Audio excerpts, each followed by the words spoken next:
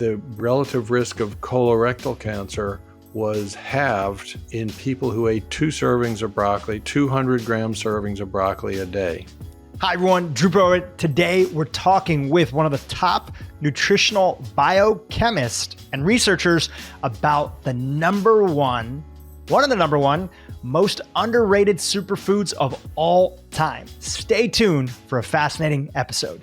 Dr. Jed Fahey, welcome to the Dhru Purohit Podcast. It's an honor and a pleasure to have you here. I want to jump right in, starting off with the basics. Would you say, and if you don't say, please correct me, that broccoli sprouts could be one of the most underrated foods that people are missing from their diet? Now, I know you don't love the term superfoods, and you're really not about highlighting any one particular thing. It's really just a larger approach to our diet. That being said, with the amount of evidence that's out there on broccoli sprouts, would that be a fair statement? Yes, I think so. Thanks for having me. Good morning or afternoon or evening, wherever you are. I know where you are. And yes, I think that's a fair statement. I think all sprouts would be a good, you could consider all sprouts of sprouted seeds to be a food that people are missing because they're so convenient, so easy to make, anywhere you are, really, any climate, but certainly in the U.S. and in all of the climatic zones, because you make them in your house. I mean, you make them wherever you have a temperature suitable for living. The sprouts have gotten a bad name or got a bad rap, I should say, 25, 30 years ago when there were some outbreaks in commercial sprouts. But for the home sprouter, this is something that can be done. And it is especially, I think, useful for people of limited means because all you need is the seeds and you have fresh vegetables. That said, yeah, broccoli sprouts have a special phytochemical or a compound in them present at very low levels, but it's a very potent health promoting or health span extending compound. And we can talk about all those terms later. But we developed broccoli sprouts in the mid 1990s, because of their very special and unique characteristics in really protection. At the time, we thought protection against cancer. That certainly has been underscored with many clinical studies. I should say it has been, we're getting closer to being able to wave our hands and say, yeah, it prevents cancers. But there's a lot of work that's been done on it, nothing negative. And over the years, we and many others have found protective effects against a variety of other chronic diseases, which again, we can talk about, and even therapeutic effects against some of those conditions. And before we get into exactly what those mechanisms are, what those key compounds are in broccoli sprouts, you mentioned cancer. You said there's a few other areas where there's deep interest and also existing research. Give us a couple of those bullet points that are there when it comes to the potential health benefits as related to either disease conditions or just overall well-being. Yeah. So, I mean, the whole overall well-being thing we should cut out and talk about a little more in a minute. But in terms of, because I don't want to ramble on forever without your interrupting me with some specific questions. But in terms of the overall effect, the overall effects and specific specific conditions, there is fairly dramatic, I think, anti-diabetic activity, for example. And that's been shown in a clinical trial. We did, the lead on that study was in Sweden, and that was published a few years ago. So there is even clinical evidence. There's also a study in Iran, out of Iran, that shows clinical evidence. A lot of preclinical and laboratory work, though. It appears that it may be cardioprotective, may be helpful against a variety of cardiovascular conditions, asthma. Um, I think the sort of two big modes of action that may resonate with your audience, um, not specific disease, but mode of action, are antioxidant and anti-inflammatory. And it is clearly sulforaphane from broccoli sprouts clearly have those activities. And those activities lead into a discussion of a whole variety of diseases, including or conditions, including neurodevelopmental and neurodegenerative conditions, such as autism, Parkinson's, MS, and schizophrenia, perhaps, all of which have been the subject of clinical attention. You mentioned a term, and I'd love to start off with establishing the definition of some of these key terms that are here. You mentioned sulforaphane. Talk to us about what it is and what it does in the body and why it's important. Yeah, it's critical to define terms, especially when a scientist like me, who's been deep in the weeds on a subject, is trying to talk to a more lay audience. So, sulforaphane is a small molecule, a compound certainly smaller than proteins. It's about the same weight as a sugar molecule.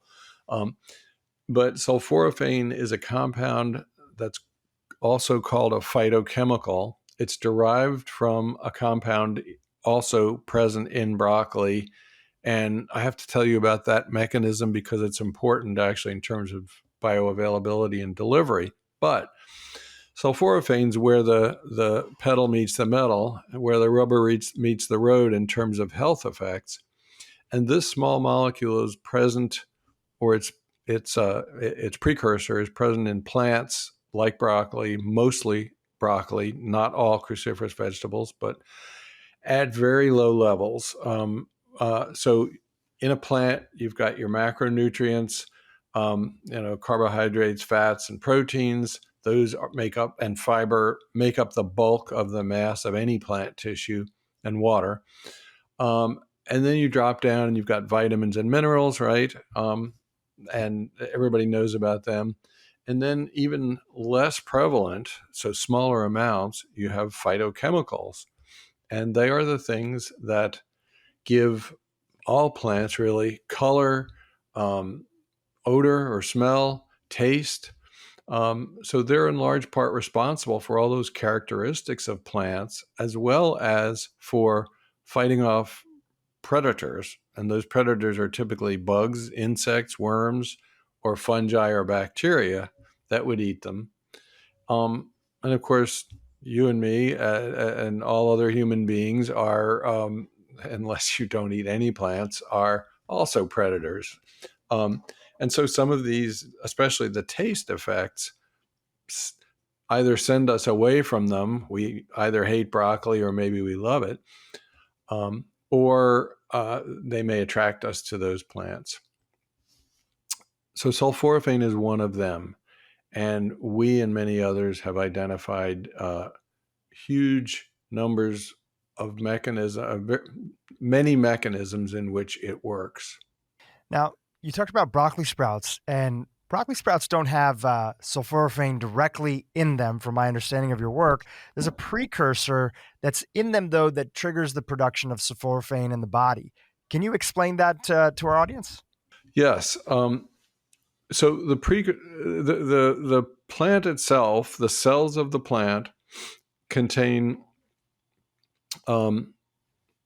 each of the cells really contains a vacuole in a plant, which is a bag of juice, a bag of sap, if you will, water and dissolved stuff. And it has cytoplasm. That's the jelly-like stuff that fills most of the plant, or some of the plant cell, depends on which cell. And it has a nucleus and has a membrane and a cell wall. That's sort of the basics. And in that bag of sap, you find these compounds called glucosinolates. And those are the precursors of one glucosinolate in particular, glucoraphanin. Names aren't important, but that's a precursor of sulforaphane.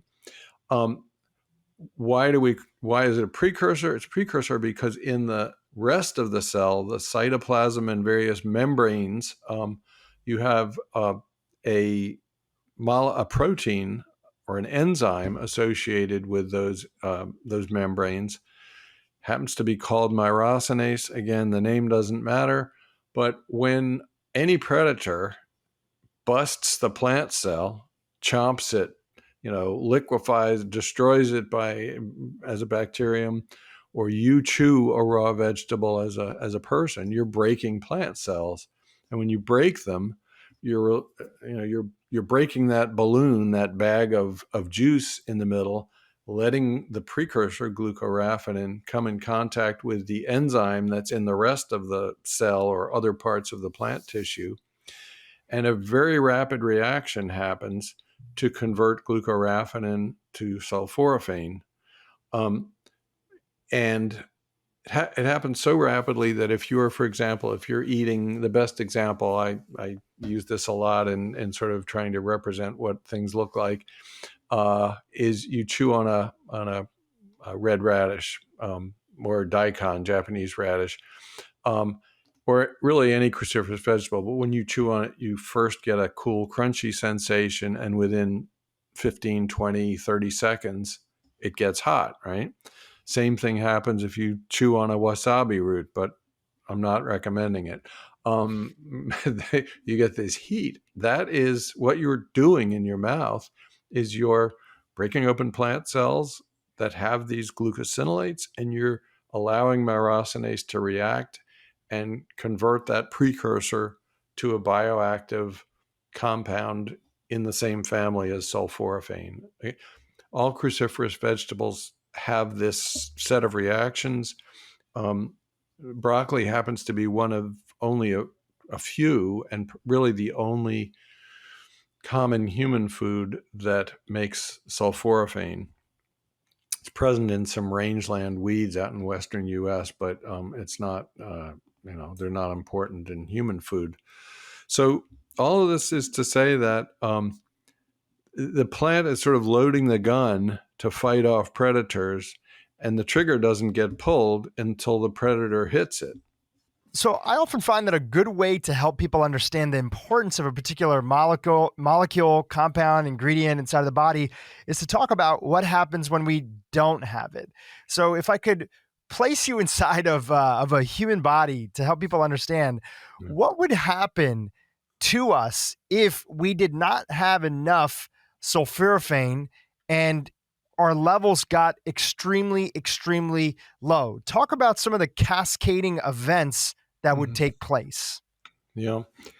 So I think first you have to sort of step back and think about stress of all kinds. Physical and mental, in people's lives, and ask ourselves if there's anybody who truly doesn't have any stress in their lives. And there's nobody like that, I think, that are truly stress-free. So going with the assumption, so if you were truly stress-free, I think you might be able to get away with a diet of just the macros and the vitamins and minerals and no phytochemicals. I mean, that might be possible. And indeed, I don't like to call out brands, but there's something called Soylent, which was made by some. You're probably familiar with it. Yeah, I'm very familiar with it. Made by some people who wanted to stay at their computer terminal 24 hours a day and didn't like the idea of eating or probably exercising. And this was just sort of adding in the macros and the known required vitamins and no phytochemicals. And some people actually lived on that exclusively for, I don't know, at least a month. I haven't followed the literature for quite a while. But so if you have no stress, zero stress, you probably could live on that or survive on a diet like that. But all the rest of us have stresses that come in and blast us, whether they be physical or mental or both usually. And they vary. And to most of those stresses, probably all, result in oxidation stress, oxidant stress in the body, and inflammatory stress in the body. And those stresses manifest all over various organs and in different ways. But what we know about sulforaphane, I hope I'm not going too far off the question you asked, but what we know about it, as well as a variety of flavonols, flavonoids like quercetin, like curcumin from turmeric, I should say quercetin from typically apples and onions are good sources of that, and sulforaphane, and a whole host of literally thousands of phytochemicals like them, present in low concentration, but potent in whatever mechanism they fit into. Those do things that help to modulate the stresses on the body, or to upregulate protective enzymes. And this is the big thing that we started looking at. Actually, when I joined Paul Talalay's group in 1993, he and Yushin Zhang, an MD student, he was a physician and he was getting his PhD. They discovered sulforaphane in heads of broccoli, market stage broccoli. They published it in 1992, and this was a big deal. It was on the front page of the New York Times, so it got lay public attention as well as scientific attention. And it was a big deal because they showed how protective it was in a cell culture system, and how it upregulated cytoprotective, or it turns out later these were identified as antioxidant enzymes. And then we discovered, once I joined the group, that this compound sulforaphane was present in even higher concentrations in broccoli sprouts, very high concentrations, and in seeds. Which actually came from a little bit of a mistake, right? That whole process, which we can talk about a little bit later on, but I thought was fascinating. Yeah. Let's talk about well, it wasn't a mistake. It was an effect of the season and the place. But let's come back to that. But you asked, what did you ask, sir? Yeah, I was saying that basically, if we didn't have enough of this compound, sulforaphane, in the body, what would be some of the cascading effects that somebody might notice? And you were talking about the protection layer and mechanisms. Right. Sorry. So if you didn't have sulforaphane, you'd be fine as long as you had a variety of other phytochemicals, probably.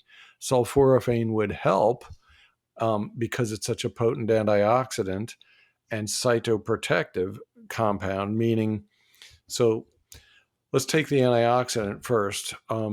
As a side effect of living in an oxygen containing atmosphere, when we respire, and everybody does, and especially when we respire at high rate of physical exertion, aerobic exercise, we generate reactive oxygen radicals. We generate things which are reactive and which can actually do damage. So, as with everything, too much is not good. Too much exercise, I believe, is ultimately going to be shown to have some negative effects on longevity and joint health and so on. But I'm talking Ironman, ultra marathoning type too much. Certainly most people need more activity in this country. Anyway, you generate these compounds and you need to be able to neutralize them if you want to protect the tissues, or the brain, which is, of course, a tissue. And one way to do that, and this is how I would say sulforaphane's probably most relevant mode of action, is to upregulate antioxidant enzymes. Sulforaphane upregulates a whole host of enzymes, something on the order of 3 to 5% of the total cellular proteins are actually controlled by the nuclear transcription factor that sulforaphane triggers. So sulforaphane or other compounds could activate it. And this these enzymes are upregulated. They stay high. Their activity stays up, if you will, for a period of hours to days, in some cases, even weeks. And so it's very different than taking vitamin C, for example. And with vitamin C, you take it, you ingest it, it spikes in your blood and in your system. The molecules of ascorbic acid, vitamin C, are used up in fighting oxidants, and then they're gone. And so your levels go up and they come down very rapidly. Certainly within a day, within a couple of hours, they spike and come down. The same thing happens with the levels of sulforaphane in your blood. It spikes and it comes down. But in the process, so it's not a direct antioxidant. It doesn't act like vitamin C. So in the process, it upregulates this whole host of protective enzymes and anti-inflammatory enzymes and so on. And they stay active while sulforaphane is literally chucked out of the cells. It goes in, it's recognized as a foreign substance, it turns on the defenses, and the cells throw it back out actively. So if you have none, you'll live. Our argument, those of us, and there are many of us now in the world, thank goodness, who sing the phytochemical song, we think that sulforaphane and other like phytochemicals, other similar phytochemicals, sulforaphane happens to be our champion, enhance health span. So they, you look at two people born at the same time, even identical twins, living different lifestyles. One, a healthy lifestyle, protective foods, a lot of phytochemicals, sulforaphane regularly. And the other one is a couch potato, doesn't exercise, and so on. And these studies, unfortunately, haven't been done because they're so long-term and so costly.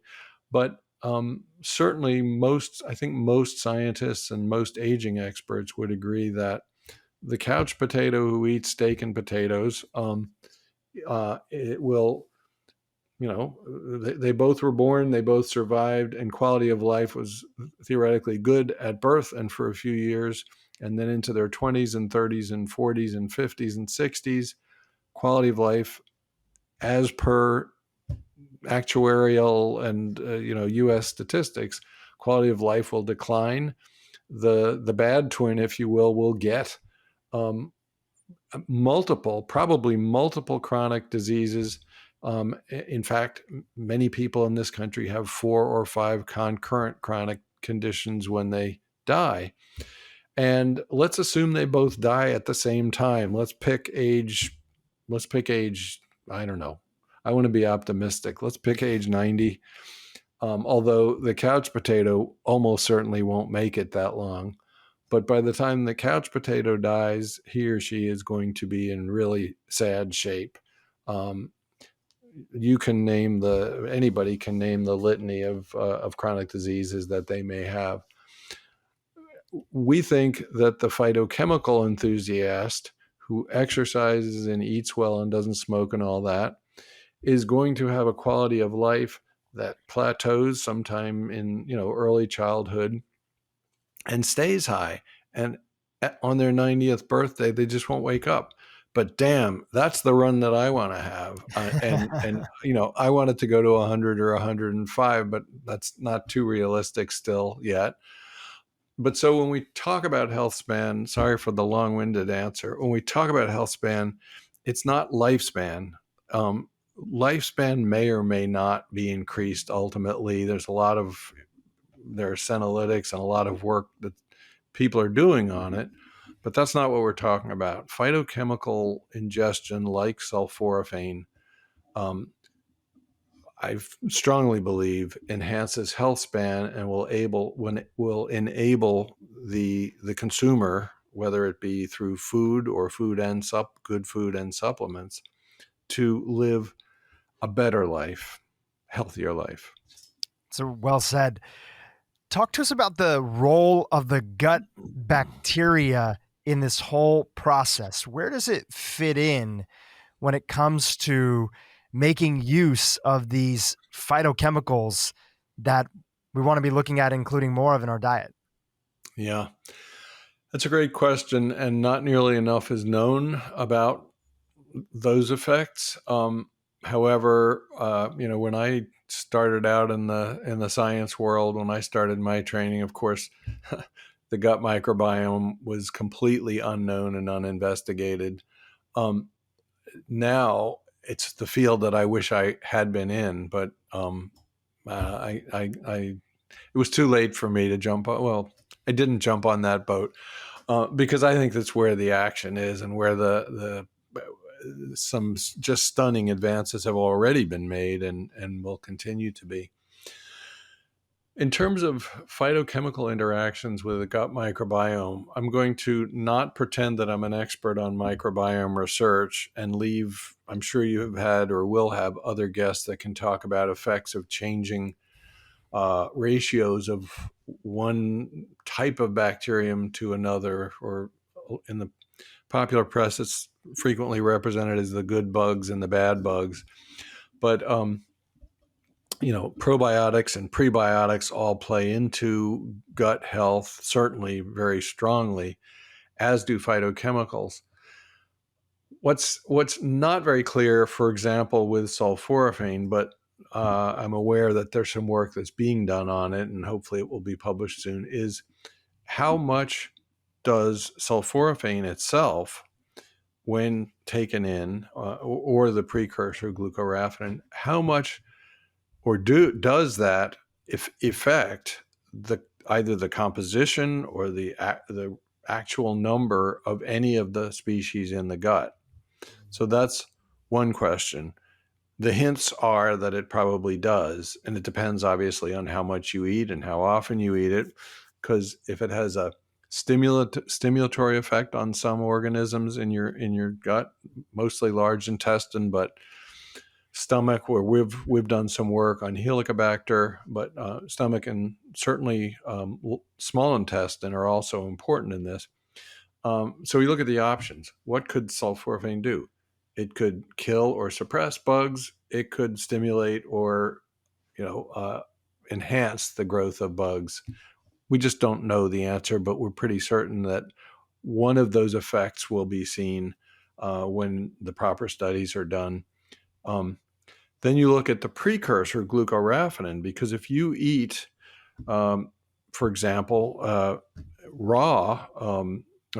cooked broccoli or broccoli sprouts, which aren't that palatable, but so you eat a cooked cruciferous vegetable like broccoli, the precursor is what you're going to be ingesting.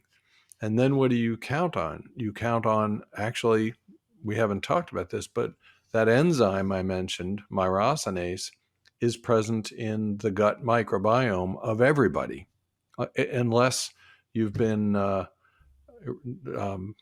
attacked with a course of preoperative antibiotics and taken a fleet enema and you just completely wiped out your gut flora. But most healthy or even unhealthy people have bacteria with myrosinase activity in their guts. Therefore, the next question, we talked about sulforaphane. What if you're delivering, either through supplements or food, glucosinolates like glucoraphanin? Since everybody has myrosinase, then wouldn't it be interesting if you could enhance those critters from that big population of bugs, bacteria in your gut that have myrosinase, so that you would increase bioavailability of sulforaphane? It's unlikely that glucoraphanin would have a deleterious or an inhibitory effect on those bacteria, but it's likely that the myrosinase in some of those bacteria could help accelerate or decelerate that whole conversion. So those are the sort of direct effects. But then, I think there's this whole question of indirect effects, again, stimulating or not those populations, that would come, one would guess, primarily from other things in the food that contain sulforaphane, in other words, broccoli or broccoli sprouts. And if you deliver it as a supplement, you probably have less opportunity. You certainly have less opportunity for those sorts of effects. But it's not to say that's not a good way to get sulforaphane if people don't or don't want to eat broccoli. And then there's let me stop there. Those are sort of the main overview, I guess, to answer your question. Well, you mentioned something about cooking broccoli, and a lot of people, they're like, I love broccoli," and they'll nuke it, char it, and really, the question becomes, of course, broccoli sprouts having a lot more of the active compounds that you've researched that support all the health benefits. But talk to us about the best way to actually make and eat this food, both in the sense of broccoli and in the sense of broccoli sprouts. I think that naturally people first think that, great, I'm just going to go cook a bunch of broccoli and get the same exact amount of benefits. But it doesn't seem that that leads to exactly the same benefits as, focusing on maybe eating it raw and or lightly cooking it.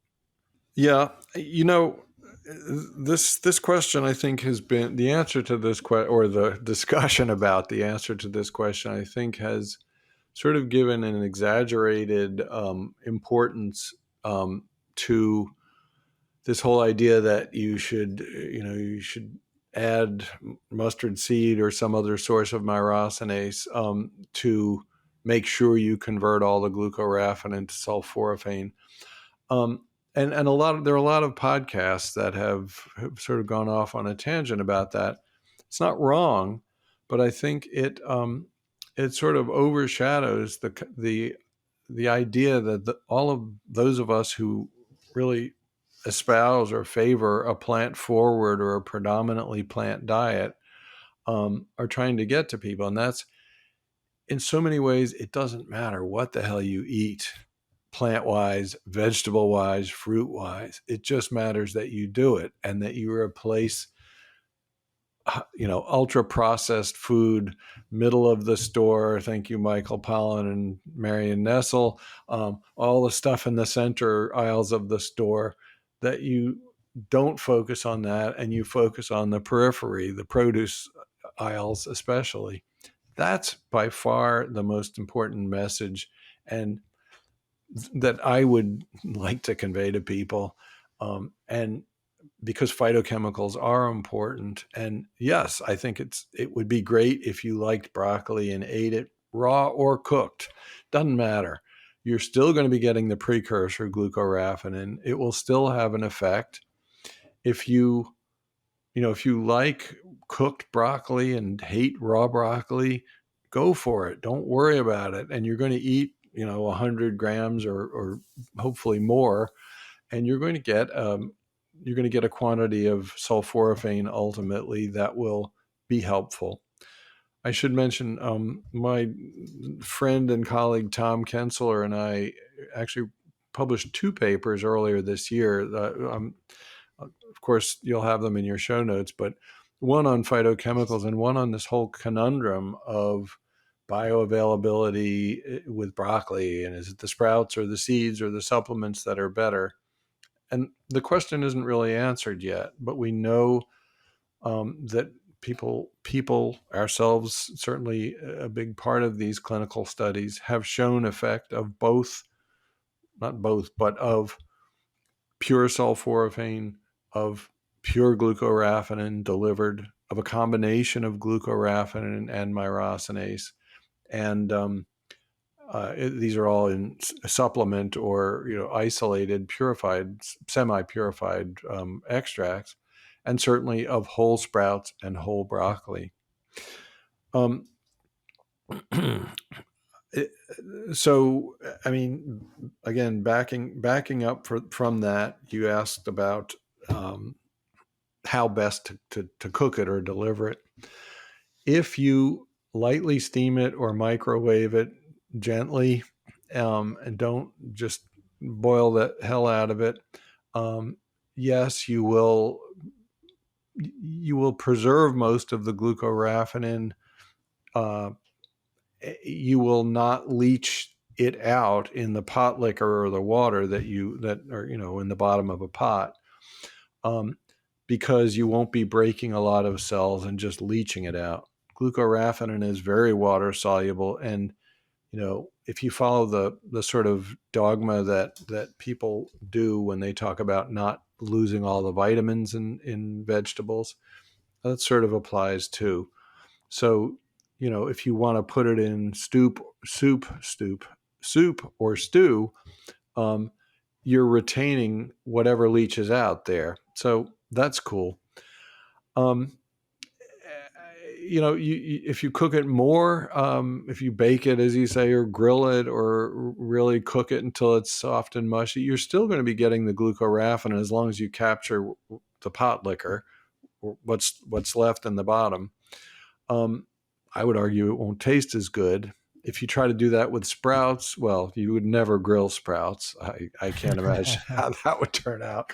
Vaporize them, but if you cook them well, they're going to get sort of the texture is just gross, I think. So let's back up then to fresh stuff. Fresh broccoli, it's a no-brainer. Some people like it, some don't. You typically would not eat as much fresh broccoli as you would cooked broccoli, because chewing it or masticating it is energy consuming. I mean, it just takes a long time to do that.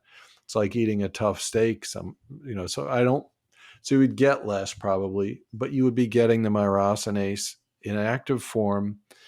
And the argument we don't have an answer to is, it's clear that when you eat the cooked stuff, the glucoraphanin is going to go through here, anthropomorphize here, go all the way down, and it probably won't be cleaved until it gets to your upper large intestine, where those bacteria are that have the same enzyme.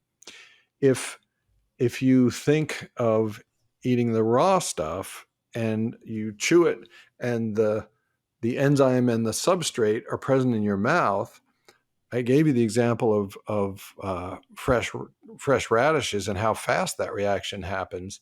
So sulforaphane becomes available in the large intestine, or the bowel, in the cooked example, but in the raw example, it starts happening up here, and then it's going to be available in the esophagus and probably the stomach. But we know there's not much absorption of sulforaphane from either of those two places. We also know that sulforaphane will survive, as will glucoraphanin, a trip through the gut, through the stomach. We also know that it's a quite potent antibiotic against the Helicobacter pylori, which causes ulcers and can lead to stomach cancer. We know it's active there, but it probably won't be absorbed into the system until it hits the small intestine. And the thing we don't know much about is how much absorption is there in the small intestine versus the large intestine. Does it survive the rest of that trip, or does it get taken up? Does it go into enterohepatic circulation or not? So there are clearly pharmacokinetic differences in how the raw versus the cooked vegetable works in terms of bioavailability.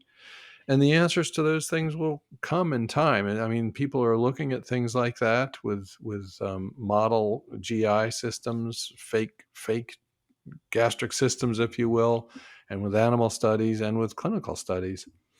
Let me stop for a second, and I've tried to address your question. I haven't given you a magic recipe for what you should do. No, I think that people want to hear about all those layers that are inside of there. And I think that what I got away from my question to you, which was, if we overcook it, or how should we be eating it? Should we focus on raw? Is like, look, just get it in. And, you probably don't want to char things, because charring comes with their own, carcinogenic effects on just food in general. Anytime you see black char that's there, right. Especially people like to char broccoli and get that. In the case of sprouts, you really can't char those, and you can't grill those. So I find that just a little bit of light olive oil, a little bit of sea salt, adding on top of my salad. But it does beg the question, and I know this is another area for debate, but people are always looking for guidance between sprouts and, of course, supplementation that's out there of companies, which is a whole discussion in itself. People Yep. are always looking for guidance in terms of how much do I have to take advantage Yep. of the benefits. Now, you've shared in the Yep. past that there's a lot of variables that are there, Yep. and to your best knowledge that you can share here, if people are looking for that minimum viable dose, what's the best guidance that you could offer the audience? So when Paul Talalay and I decided to uh, take our findings in the mid '90s or about broccoli sprouts and try to push them out there, we formed a company with his son Tony, and the goal of that company was to. I'm going to tell you a short story, but it relates Please. to your question. The goal or the objective or the business mission of that company was to sell fresh broccoli sprouts and to get them out into the public. And so, very long story short, we started doing that, producing, and Johns Hopkins was a co-investor in that company, by the way. The university was. So this was a very, above board effort. And we,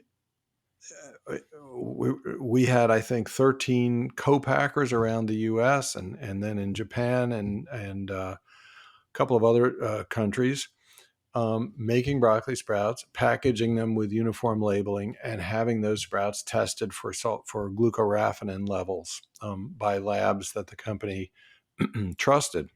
So, point number one, there's so much poor analytical science going on in the nutraceutical phytochemicals commercial space. So one must be careful of that. But so we were selling broccoli sprouts, and at about that time, the time the company was formed and we got started, there were quite a number of foodborne illness outbreaks in sprouts, not broccoli sprouts, but alfalfa sprouts and I think clover and daikon sprouts, Japanese radish. So one of the big partners that we thought we were going to have, which was the holders of the Jolly Green Giant fresh brand, pulled out because they were afraid of sullying their brand name if there were to be a foodborne illness outbreak. And the company ultimately wound up making supplements and still makes the supplements. And I actually consult for them now. I had to pull away from them because of conflict of interest with clinical trials at Hopkins. But now that I'm retired, I consult for them. It's brassica protection products, or they make something called True Broc, which is high glucoraphanin ingredient for other supplements, for direct to consumer supplements. They don't sell direct to consumer. I say that because Paul and I and those that were involved with this company at the time had to address this question of equivalency. When you look at the epidemiologic literature, it's very clear, and this goes back to the mid 70s when the first studies came out. It's clear that those people who are avid or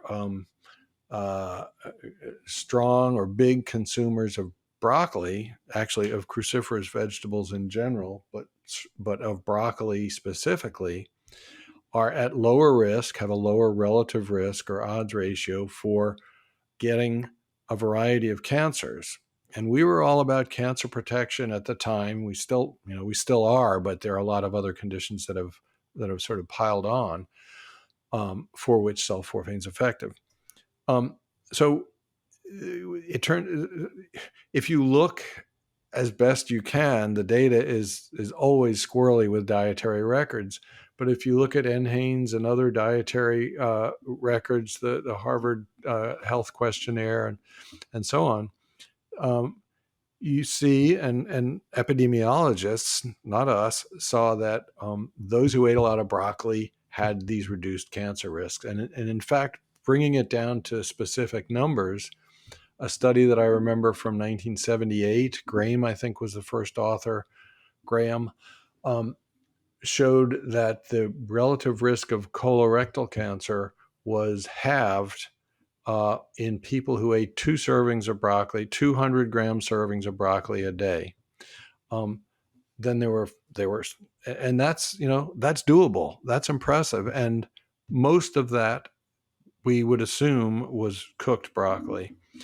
So Paul and I had to take the amount of glucoraphanin present in, say, 2 servings a day, and convert that to, broccoli sprouts are much higher in glucoraphanin. So what would that equal in terms of broccoli sprouts? Well, it's a couple of ounces. And a couple of ounces is about a half of one of those clamshells, the 4-ounce clamshells that you see sprouts sold in the grocery store. And then when the company wound up by necessity turning to supplements, the question is, okay, how much glucoraphanin, how much supplement? And I honestly don't remember the exact number. I have it written in all sorts of places. It's something like 50 milligrams of glucoraphanin. But I should, hopefully, by the time you come out with this and have show notes, I can give you a more precise statement. No, I think that sounds about right. My wife takes it on a regular basis and has found that and I know that you guys sell to like the company sells to different brands. I think the particular product she takes is the Thorn product that has the sulforaphane inside of there, and that orders from True Brock.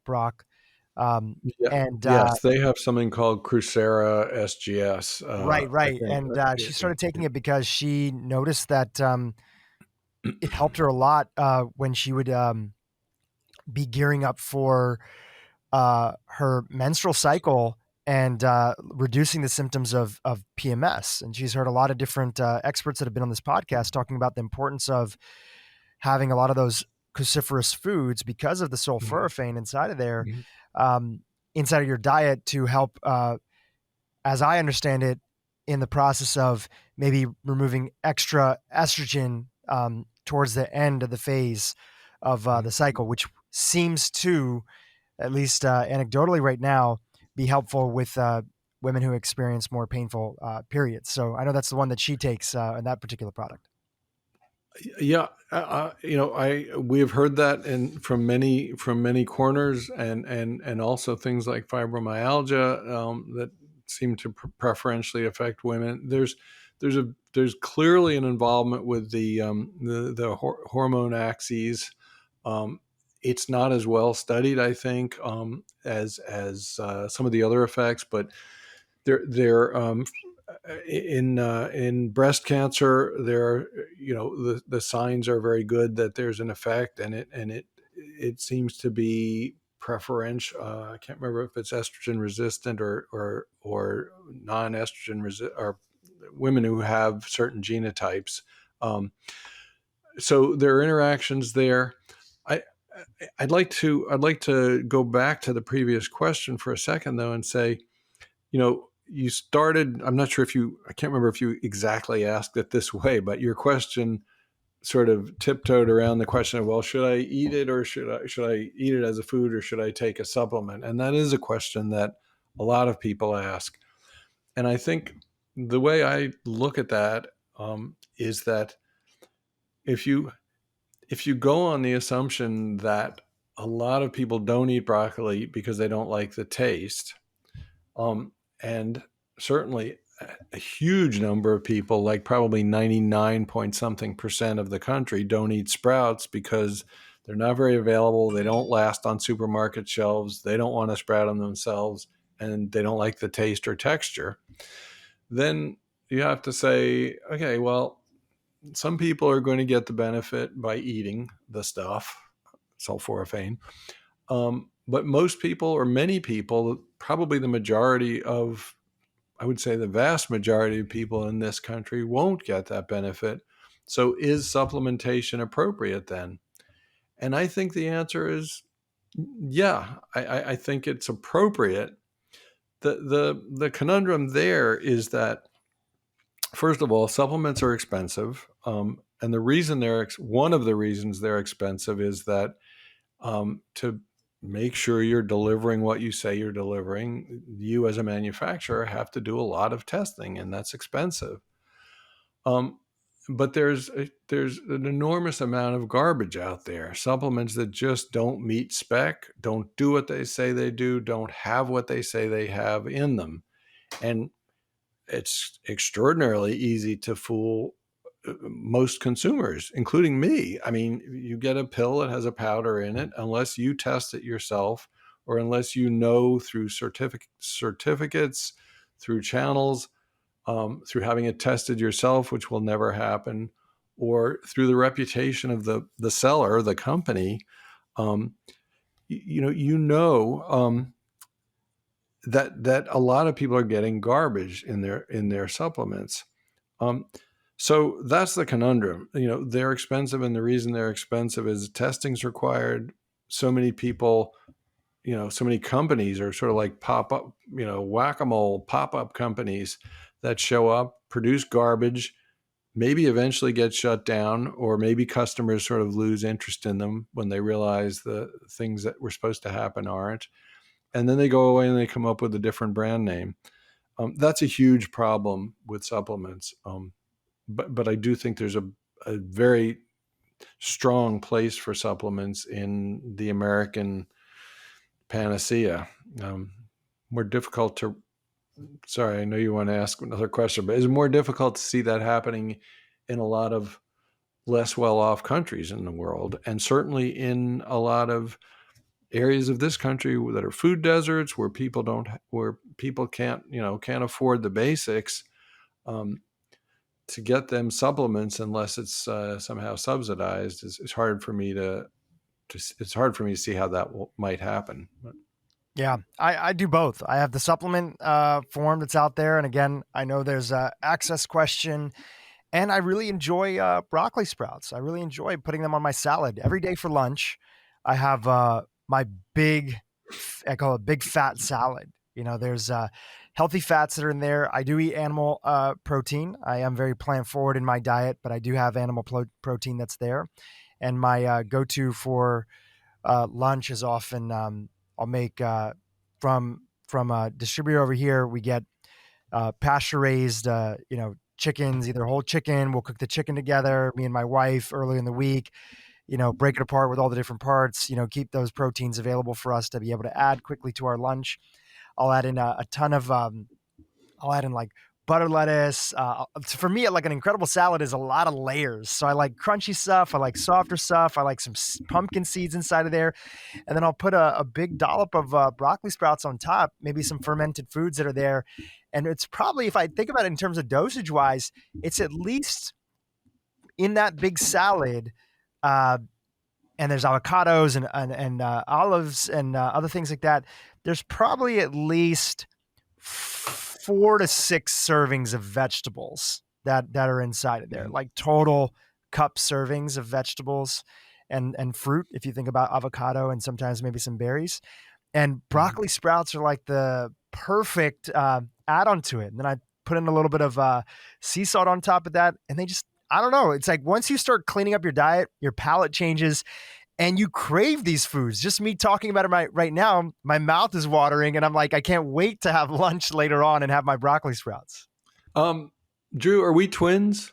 I do the same thing exactly. Although I'm almost exclusively fish and shellfish, not chicken, but anymore. I used to. But I do exactly the same thing, and my wife eats differently, and so frequently she'll have something more sort of traditional, and I'll just grab all the veggies out of the fridge and make a salad exactly as you described. Except the thing that I lament is that in Maine, here where I live, in the summertime we have great farmers markets, and I can get locally grown radicchio. They're bitter red leafed lettuce-like substance, and I love that. That's great in salads. And it goes away at about this time of the year, unless you get it from California shipped in the supermarket. But yeah. And for yourself, if you throw on some broccoli sprouts, is it stuff that you've grown at home? I mean, we won't go into Yep. all the processes of growing sprouts and everything like that. You've done a lot of really great sort of stuff and put PDFs together with individuals like Rhonda Patrick that are out there that we can link to in the show notes. But will it Yep. be um, what you grow at home, or even for you, do you notice that, sometimes like you don't feel like growing it? So if a local farmer's market is selling it and somebody's doing it, it's just easier to pick it up. Or do you actually enjoy the process and you like growing it and using your own sprouts? I probably shouldn't say this, but for 20 years, I'd never buy broccoli sprouts from anybody else or any sprouts from anybody else. Part of it, honestly, is just fear of the way they've dealt with them and treated them. The, I'd say the biggest part is just availability, regular availability, and the fact that so often sprouts get really skanky looking after they've been in Mm, the supermarket for a few days, and the produce managers typically don't do a good job of rotating them out because it costs them a lot of sure. money. But I do enjoy making sprouts, and I typically have 4 jars going at one time, and usually lentils and clover and broccoli and fenugreek. Fenugreek is the best. If you haven't tried that, got to. Um, it's wonderful. Yeah. One more question for you about your salad. How many grams or how many teaspoons of curcumin or turmeric do you throw in there? You know what? I actually don't love adding like raw turmeric to my salad. I'll typically in the morning, because I do enjoy eating, um, having breakfast, especially on a day where I have to tap a lot more into my cognitive powers. I find like having breakfast in the morning does really well for me. And Yep. so I typically will make a more savory breakfast because I'm always mindful and we're doing a lot of education on blood sugar, metabolic health, and I don't want to have my blood sugar spike and go crazy in the morning. So for me, what that often looks like is I'll make a breakfast skillet. And so in that skillet, I'll have a bunch of different veggies that I'll lightly cook.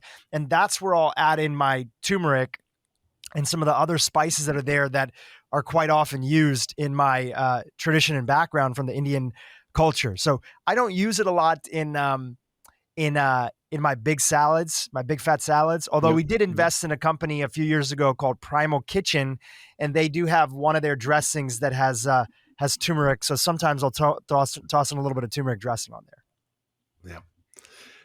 Interesting. I don't do it for breakfast, but there's a more practical reason. I'm a really sloppy eater, and it seems with salad with if when I was working and having to show up cleanly pressed for at Hopkins to teach, I would invariably splash some whatever contained the turmeric on whatever I was wearing, and it's not too cool to show up full of yellow spots.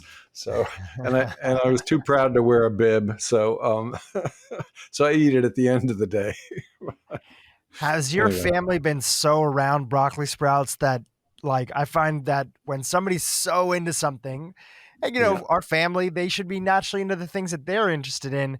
I'm yeah, always curious, is your family into it, or is it oh, that's Jed's thing, like sometimes when you're so close to it, you don't yeah, realize the true power yeah. that that something has. So yeah, I'm very Yeah. curious what it's like in your family.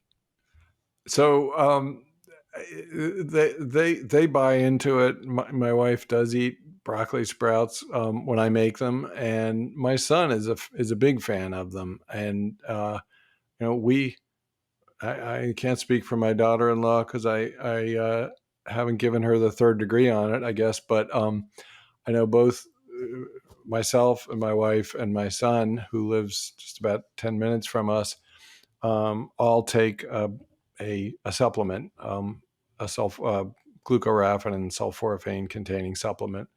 And we have our favorites based on what I know. I sort of have an inside track on knowing, because I know that the product that the company we started sells is what it says it is.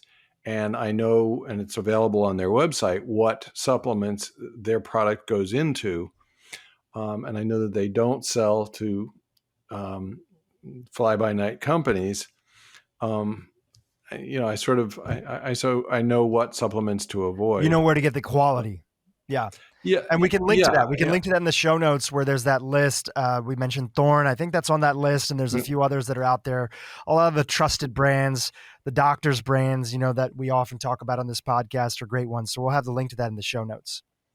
I think that'd be great because as we touched on, or I touched on earlier, unfortunately, you as an individual consumer you can't get every bottle or every lot of a supplement you buy tested to verify phytochemical content. There's just, it costs $150, $200 a pop for just a single phytochemical analysis. There's no way a consumer would want to or could afford it. So you've got to trust someone. You've got to go with some recommendations. And my friend Chris D'Adamo he's at the University of Maryland. He's given lectures to my class before classes at Hopkins, and talked about some of the certifying agencies. So there are ways that a consumer can get some comfort knowing that the specific product or the company that they're looking to buy from is decent. Isn't a fly-by-night company selling garbage. For sure. Going back to the family conversation, one of the areas that you've been involved in is looking at the role of some of these compounds that we've been talking about in relation to autism. And I thought it'd be just really nice to talk about that briefly, because parents, even if they don't have a child that's on the autism spectrum, parents are often thinking about these the neuroprotective properties of all these different compounds when it comes to their kids. So what do you know about, well, let's first talk about your work in the space with autism research. And, I think that's ongoing and is continuing by some other folks that are there. But also too, is, what are your recommendations for broccoli sprouts for kids, either recipes or sort of usages? And then is there any guidance that you or anybody else that you could point our audience to when it comes to potentially including supplementation for kids? Yeah. That's a difficult one. And, I'm not a pediatrician and I'm not your doctor and all of those qualifications, but, and I'm not a physician, which I think was made clear. It's a tough one because I think you and I would both suggest that all kids from the get-go or from as soon as they start eating solid foods should be coaxed or forced, I guess is a better word if you're a 2 or 3 year old, to eat fruits and vegetables to the exclusion perhaps even of some other things. So I'm starting with the end of your question, but so I think that's a given. And should broccoli sprouts be part of that? That's a little more iffy because the very young and the CDC has, or the FDA, I guess, CDC, sorry, has had a guidance out for many years that the very young, the very old, and the immunocompromised should not eat sprouts because of the risk of foodborne contamination. So, now, do you think, just to interrupt for a second? Yep. Largely that seems to be, from my perspective, and again, completely disagree with me if you do, it seems to be related to the mass production of sprouts and going back to what you had shared before. But generally speaking, if people are growing it at home, or if you are more familiar with the person that's growing it at the farmer's market and you actually have a relationship and you can ask questions and other things, it's crazy that would be the recommendation. And some people just follow it blindly when there's plenty of other things like food additives and other stuff that, there should be stronger recommendations on. But, the CDC or FDA or any other governing bodies haven't come out as strongly on, saying why those things, ingredients that are banned in other countries for their impact on the development of kids and brain health, would be allowed it. So it just feels a little bit, it's well-intentioned, but it's not nuanced enough, in my opinion.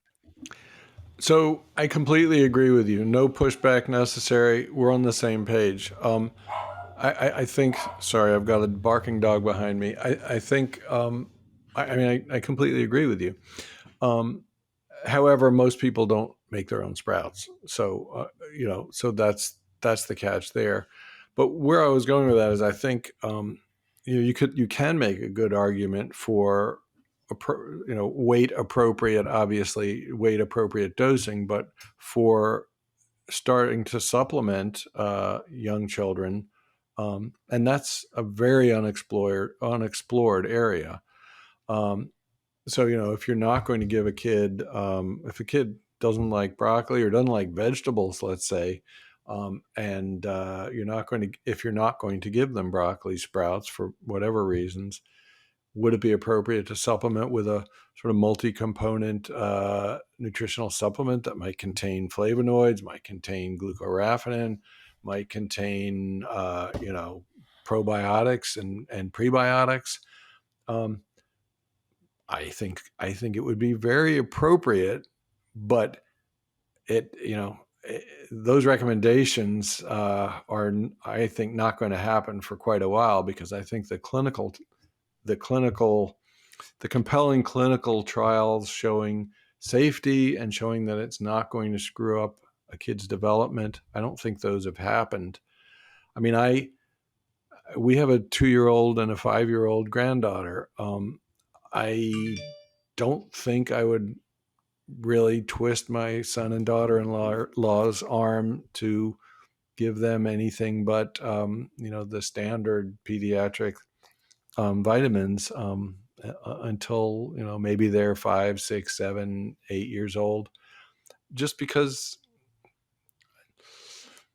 there's a lot we don't know about the effects of those things early on. In our case, if the kids are getting a good diet, then I think don't mess with it.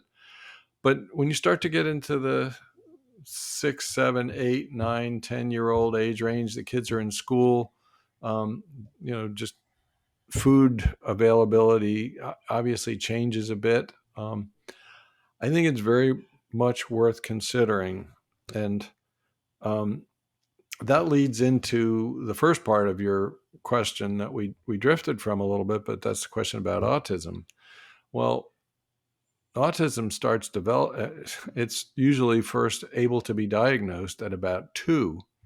So the developmental process leading to it does start early.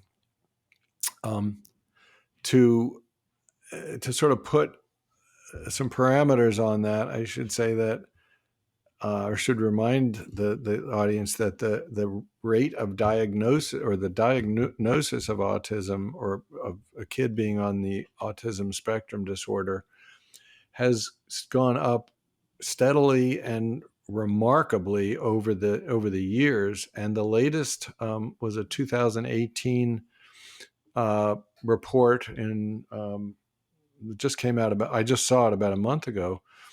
The data was from last complete set of data was from 2018, and it was that 1 in 44 kids aged 8 are on the spectrum. They pick age 8, I believe, to catch the time of diagnosis, but not to, which is again about 2, but not to go out too far in age. And I didn't make those rules, but that's over 2%. That's phenomenal. It's huge. There are a lot of I think there are a lot of diagnosticians who would argue that many of us, probably a quite large percentage of the population, is somewhere on the spectrum. And we've all got our problems, we've all got our idiosyncrasies, we've all got our mental issues of some sort or another that could play into being, quote, on the spectrum, but the rate of diagnosis is very high. So if you start, and I should say then, if the diagnosis is at 2, well, how do you address your question about dose and when do you start, or a question we both were discussing? And I think you have to also consider maternal diet and the perinatal period in the mother. And there is good evidence. One of my former students has published 2 or 3 papers looking at that. So again, I tend to drift from your questions, but since you don't crack the whip too hard, then I feel like I'm allowed. But I want to go back to your question about our studies with autism. Yeah, Do you? and before you chime in, I will say that there's some functional medicine pediatricians, Mhm. MDs that have been on the podcast in the past, and also we have also functional medicine doctors at our own clinic at the Ultra Wellness Center in Massachusetts with Dr. Mark Hyman. We have a few people that do see kids over there, Dr. Liz Boehm and a few others, and like a lot of these things. And when it comes to supplementation, other aspects, especially with the child with like something diagnosed, um, if people look for a forward leaning doctor who's willing to look in the literature, and also, clinical trials is one set of data and clinical experience is another set of data, right? There's another aspect of clinical experience. And so if you find a doctor that's forward thinking, that can work with you and your family and your child, then they're often a lot more comfortable in making certain recommendations because they have the long clinical track record and they know what's generally regarded as safe, and they also know that all interventions have a risk. But they also have a reward. So in some instances, Yep. something could have a huge reward. And many of the kids that have come to our the clinic at the Ultra Wellness Center and other functional medicine doctors that have been in this podcast, it's very common that a lot of kids on the autism spectrum have severe gut issues. Almost always, there's usually a gut component. So, not saying specifically sulforaphane, but just any heavy gut intervention seems to be a big part of the treatment process to at least alleviate some of the symptoms.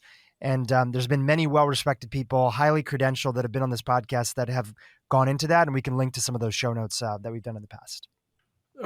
I'm excited. I haven't seen those particular podcasts, but I'm excited to hear that. And I assume you may be aware there were a couple of studies that had really spectacular, I think, and very interesting results, modifying the gut microbiome of kids with autism.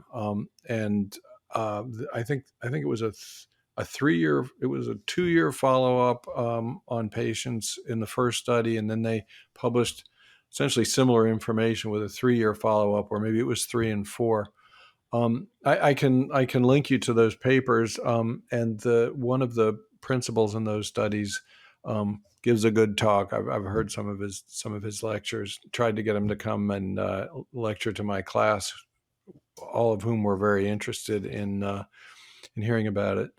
But yeah, so the gut microbiome plays a huge role in manifestation of autism, I believe. I mean, again, I'm not a neurologist, I'm not an autism expert, but that's what the published evidence seems to be saying.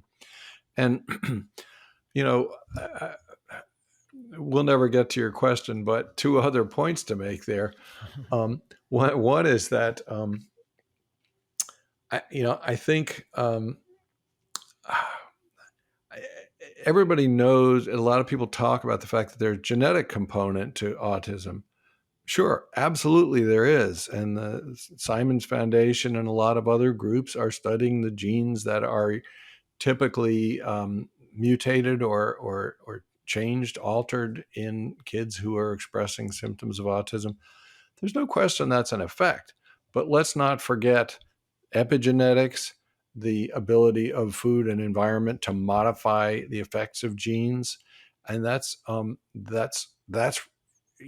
even if there were no direct effects of something like sulforaphane on autism that transcended the effects of those genes.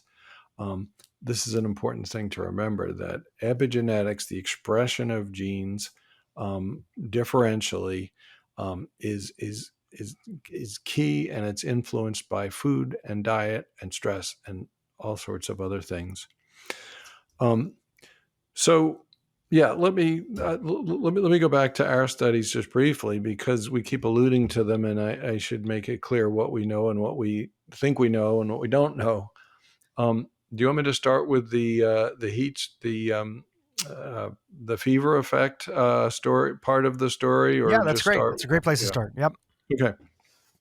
So back in the early, about 2011, 2010 or something, Dr. Andrew Zimmerman, who is a neurologist and pediatric neurologist, was at the Mass General at the time, came to Paul Talley and me and said, look, you guys have shown that sulforaphane modulates heat stress in cells. Heat stress, the heat shock proteins in cells have a lot to do with protein folding and maintaining protein structure and integrity in periods of stress, of temperature stress. This is a well-known phenomenon now in biology. It has been for a long time, actually. Well-known and central part of how biology operates, and it was shown that sulforaphane modulated that effect. So it upregulated the heat shock proteins. Dr. Zimmerman, Andy, came to us and said, look, we've done a study. It was published in 2007. Curran, Curran, was the first author. We've done a study codifying or showing the following. People who look at autism, people who have physicians who have autistic patients have long observed that when some kids with autism get a fever, a febrile illness, their temperature goes up, their behavior becomes more normal. They lose some of their characteristic autistic behaviors. And as soon as the fever goes away, those behaviors come back. And he said, I wonder if that's not something having to do with the heat shock protein or the heat shock response. So their paper made sort of quantified this effect. It had been observed by others before Zimmerman. And so we all sort of sat down and said, geez, let's do a clinical study because that's testable. We did that study. It was published in the Proceedings of the National Academy of Sciences in 2014. Singh, S-I-N-G-H, is the first author. And what we did is we gave a sulforaphane-rich extract of broccoli sprouts that I made out in Oregon at a big freeze-drying company, or placebo. And we monitored classic or standard autistic behaviors using the scales that physicians who do this sort of thing use. And so it was the Mass General team at the Luria Center, actually. So it's physicians experienced with these evaluations, and there were some parent ratings or caregiver ratings. These were all young men, aged 13 to 30, as I recall. And of course, autism is a male predominant condition, 4.5 times more male children than female wind up being diagnosed with it. And we took blood samples and verified that those on the sulforaphane extract were getting it, and those that were on placebo didn't show signs of it in their urine, so they weren't cheating. Bottom line is we had dramatic changes in behavior, improvements in various components of autistic behavior, as measured on a variety of subscales over time. The first time that they were brought back in for evaluation after the baseline, the time 0, was 4 weeks, and then 10 weeks, and then I think 18 weeks. So the improvements were very noticeable and significant in some cases after a month, and then at the other time points. And then they all went on placebo or went off the intervention for a month and came back in. And most of those metrics were back to baseline, some significantly, some not.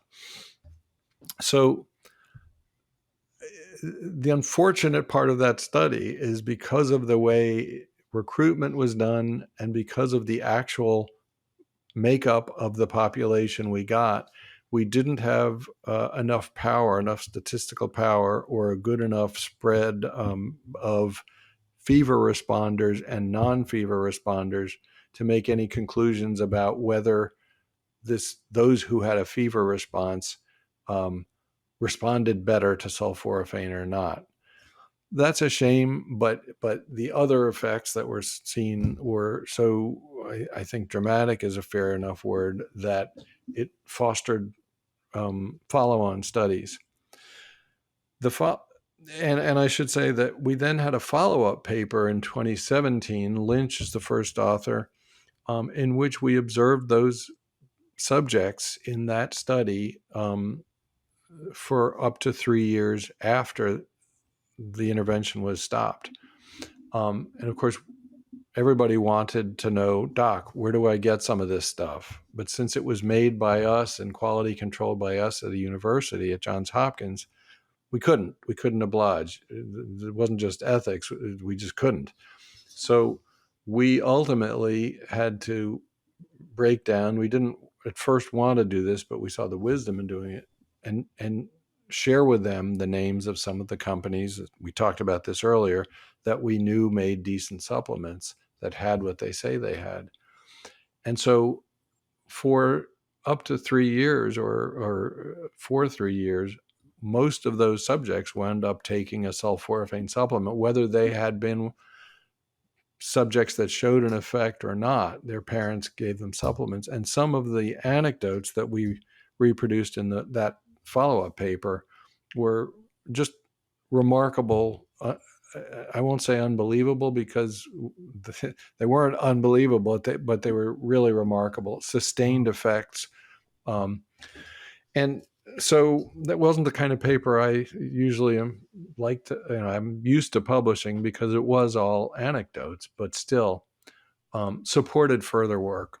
So we've been involved with about 6, I think now, or 5 or 6 follow-up studies around the world, the biggest one being in China. Results of that one haven't yet published, but they showed effects. And with Dr. Zimmerman, we just published our follow-up done at the Mass General Hospital with boys and girls much younger and using a dietary supplement as a source because we couldn't keep making this for clinical studies ourselves. And there was much less of a pronounced effect. But the most interesting thing we found, and this is the data I'm closest to, was an effect on mitochondrial function and mitochondrial biogenesis and mitophagy probably are involved. So we're starting to get some clues as to how this might be happening, although there's a lot of wobble in the sort of robustness of the clinical observations still. And that's sort of natural for this kind of a trial. Absolutely. I need to take a breath, so you need to ask another question and redirect me. Well, I think it's good that these things are happening, and it really gives hope to especially parents and families who feel like they're not really sure exactly what to do, right? And it does seem that when you layer in things, because obviously, because it's a clinical trial, you have to look at one isolated specific component that's there. And in this instance, you're looking at these compounds found in broccoli sprouts, but that you add in these other layers that have also some data behind them. And a lot of doctors with clinical experience recommend like significantly lowering, sugar intake. Potentially in some instances, looking at if a child has a wheat sensitivity, separate from a gluten intolerance. So you start layering all these different things that are on there, and you can start to see how some parents that are courageous enough to go on that journey and find the right team to surround themselves with start to notice some significant differences for their children, which is a beautiful thing. And like I Yes. said, we'll link to a few podcast episodes we've done on this topic in the past. Jed, while we have you here for a few more minutes, anything else that you'd like to give light to or talk about as we wrap up the conversation? I haven't thought about a proper answer to that question in the context of this podcast. Um, I think, I enjoy going outside my comfort zone in my area of expertise. I frequently try to do that to keep myself honest, but I think one of the things that bothers me about sort of where a lot of the discussions on not just supplementation go, but on integrative medicine go, is to the whole insurance and medical care kind of problem, let's say, in this country and really around the world. But when we talk about supplementing, I already made my pitch that people in food deserts and people of less means have trouble affording it, supplementation. In fact, they have a lot of trouble affording fresh fruit and vegetables of decent quality and availability of them. But the same thing goes to this whole question of integrative medicine and functional doctors. I absolutely, even me with decent means and a good full-time job at a university, wanted to many years ago switch my medical care over to a functional medicine doc or an integrative medicine doc, and insurance just doesn't bloody well cover it. And I had a growing family at the time, and I certainly putting them and me all with a functional medicine doc. And I'm sorry, I confuse the two terms sometimes, functional and integrative, but thousands of dollars out of pocket for visits and comprehensive lab tests, which are great. So the whole issue of affordability and insurance coverage is just it's awful, because certainly it excludes people of uh, limited means from that sort of attention, which is really what we all need, especially as we are growing up, developing. Instead of a 7.5 or a 15-minute session where a doctor checks off a list, and I'm not demeaning, I've helped in the education of many allopathic physicians at Hopkins, and it's a wonderful system. And boy, if I need major surgery, that's where I want to go. But the whole cost issue makes it so prohibitive, from sitting down with a doc for 2 or 3 hours and going through. My friend Bob Roundtree has talked with me about this. Sitting down for 2 or 3 hours and going through all of the systems with you, getting a major dossier of labs that you can compare to 5 years down the road or whatever. So that's a real drag, and I don't have a solution, but I would love if I can be part of the solution. I'd like to be. I think Yeah. part of that, though, is the whole issue of educating allopathic physicians, the bulk of our doctor workforce, if you will, in food as medicine and the use of food and diet. And I'm sure I know you're well aware of this, but and I don't know the statistics as of today, but most medical students are lucky if they get a few hours or a week of nutrition training in their entire medical education. That has changed. There's Tulane University, I think, and some others are gradually starting to develop actual full whole courses on nutritional medicine for docs, and to give them an appreciation of how to cook and what kind of recommendations to make, other than just saying eat more fruits and vegetables, don't eat as much sugar. So that's got to come. And tell me how I can help. I've I've tried to help in instituting such courses or a such course at Hopkins, and I think it's coming. I've worked with my friend Chris D'Adamo at the University of Maryland on that. And I think one of the things he and I have both observed is that a lot of times it's the new generation of medical students that are driving those changes, because they come in and they say, WTF, I need some of this in my curriculum. Change it, you old, white-haired old men that are running the system. So yeah, anyway, well, they're listening to podcasts, they're, working out, they're following people like, many of the people whose podcasts you've been on before. And I think that it really starts with education.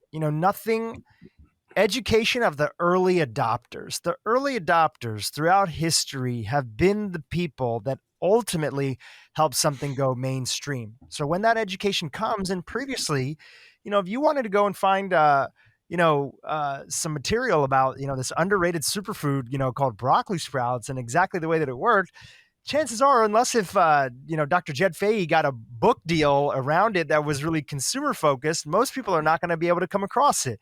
But now, because of podcasts, YouTube videos, education, it's more likely that these things spread. I know there's many young physicians that listen to this podcast here, and people that are in institutions, and that groundswell is building up. And of course, then we need to operationalize it and turn it into an actual thing. I know at the Cleveland Clinic Center for Functional Medicine, where my business partner, Dr. Mark Hyman, is the head of strategy and innovation, they even started a residency program over there, and they had the first two physicians a couple of years ago go through that, and they're slowly expanding out there further so that these students who do actually have, and young physicians who do have an interest in this area, can actually see the practical aspects. So it's slower than both of you and I would want, and it's extremely cost prohibitive, as you've mentioned before, when it comes to the patient. But through more education, more conversation, more showing people and letting them know that this world that we're all living in, that it has incredible amounts of suffering that have come from these lifestyle diseases, it doesn't have to be this way. And there's another alternative. But like is said in the beautiful quote, we must be the change that we want to see. So as we all start to adopt these things and start to go to holiday parties and gatherings and school board meetings and other places and start talking about what we're doing, how we feel, how it's made a difference for us, that information starts to spread. And I'm very hopeful, but there's a long way to go for sure. Indeed. If you have time for one other sort of parting thought, I just ask, please, all of us to think about the rest of the world too. And when I say the rest of the world, I'm thinking the predominant mass of population in the tropics. And when you think about everything we've spoken about, and poorer tropical countries, functional medicine, less possible. Dietary supplements, less possible, although certainly China and Japan, they're taking off. And just availability of medical care, much worse. So would you think that someone in Sri Lanka or the Philippines or Malaysia would be able to reliably buy, say, broccoli sprouts or grow them themselves? I think not so much. Plus, it's not in their palate. They don't, that's not what they're used to.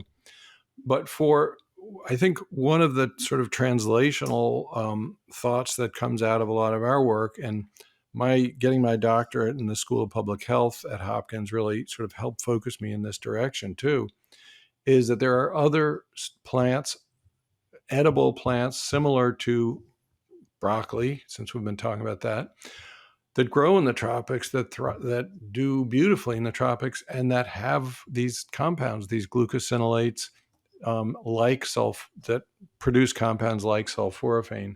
Moringa oleifera, the horseradish tree or the drumstick tree, happens to be one that I've spent a lot of time with. And that's,